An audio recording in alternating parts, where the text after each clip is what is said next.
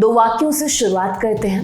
नवंबर 2023 India और Australia के बीच cricket world cup का फाइनल मैच। ऑस्ट्रेलिया मैच जीता। ऑस्ट्रेलिया के डिप्टी प्राइम मिनिस्टर और भारत के प्राइम मिनिस्टर नरेंद्र मोदी ने टीम को ट्रॉफी दी।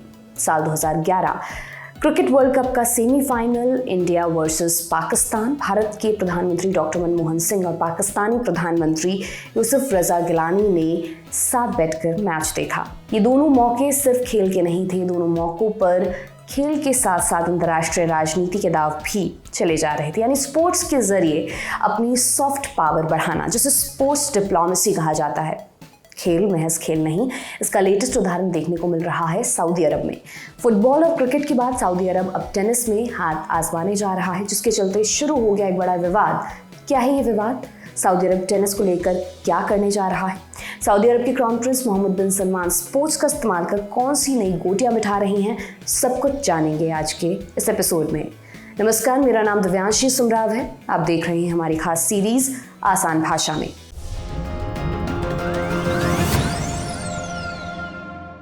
साल 2016 की बात है। क्राउन प्रिंस मोहम्मद बिन सलमान ने सऊदी अरब के लिए एक डेवलपमेंटल प्रोजेक्ट की शुरुआत की, सऊदी विजन 2030। इस प्रोजेक्ट को इस नज़र से देखा गया कि सऊदी अरब अब अपनी इकॉनमी को डाइवर्सिफाई करना चाहता है।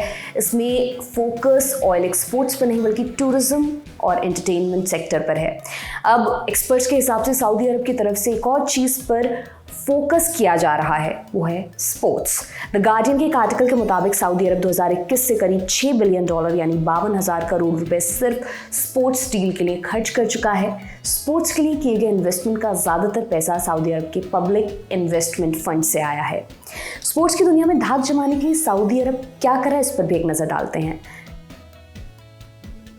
अभी तक खाली फुटबॉल में ही सऊदी अरब ने हज़ारों करोड़ रुपए खर्च कर दिए हैं।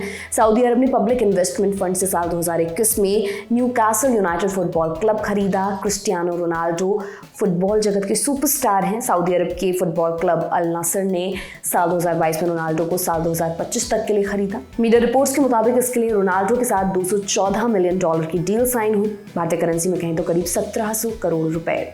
सऊदी अरब के एक और फुटबॉल क्लब अल हिलाल ने ब्राजीलियन प्लेयर नेमार जूनियर को करीब 2400 करोड़ रुपए में साइन किया। सऊदी अरब 2034 के वर्ल्ड कप को भी होस्ट करेगा। सऊदी अरब की सरकारी ऑयल कंपनी अरामको को 2034 फीफा की सबसे बड़ी स्पॉन्सर होने का भी अनुमान है।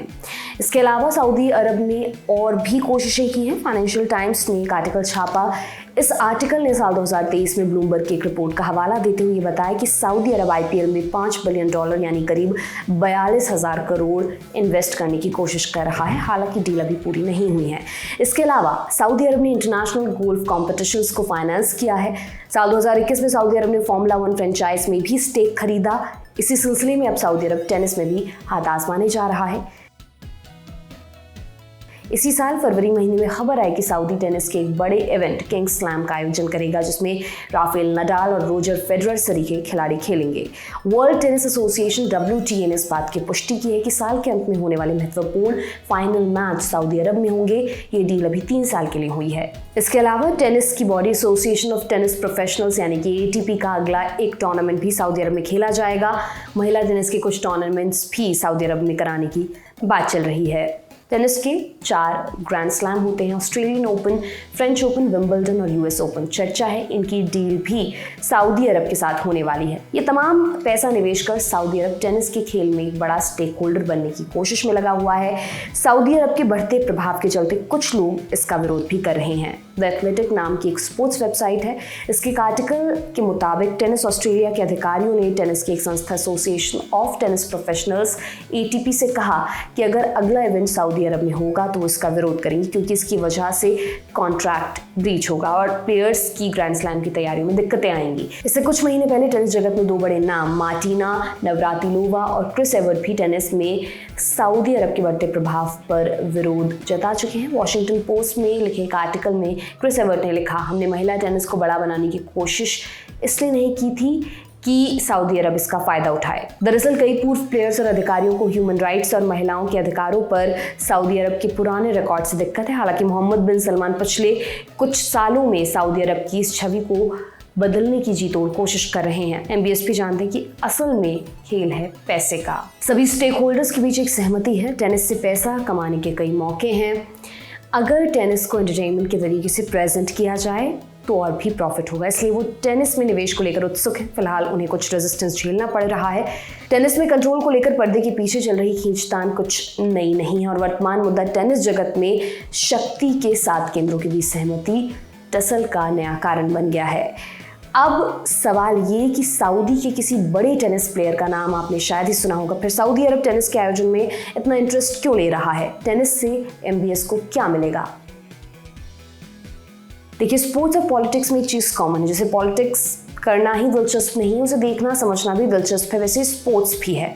जो खेलते हैं उनके लिए आनंद का विषय तो होता ही है, लेकिन जो इसे देखते हैं उनका भी एंटरटेनमेंट होता है। इसे एंटरटेनमेंट के जरिए होती है कमाई, माने बिजनेस मॉडल। बिजनेस का एक सिंपल मोटिव है प्रॉफिट को बढ़ाना।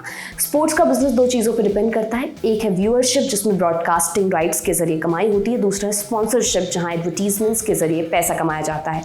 स्वाभाविक सी बात है, अगर स्पोर्ट्स के बिजनेस में प्रॉफिट बढ़ाना है तो व्यूअरशिप और ज़्यादा व्यूअरशिप से मिलने वाली स्पॉन्सरशिप पर फोकस करना होगा। व्यूअरशिप को बढ़ाने का एक रास्ता है इन्वेस्टमेंट इंफ्रास्ट्रक्चर में, टेक्नोलॉजी में, कुल मिलाकर हर उस चीज़ में जो व्यूअर के एक्सपीरियंस को और बेहतर बनाए।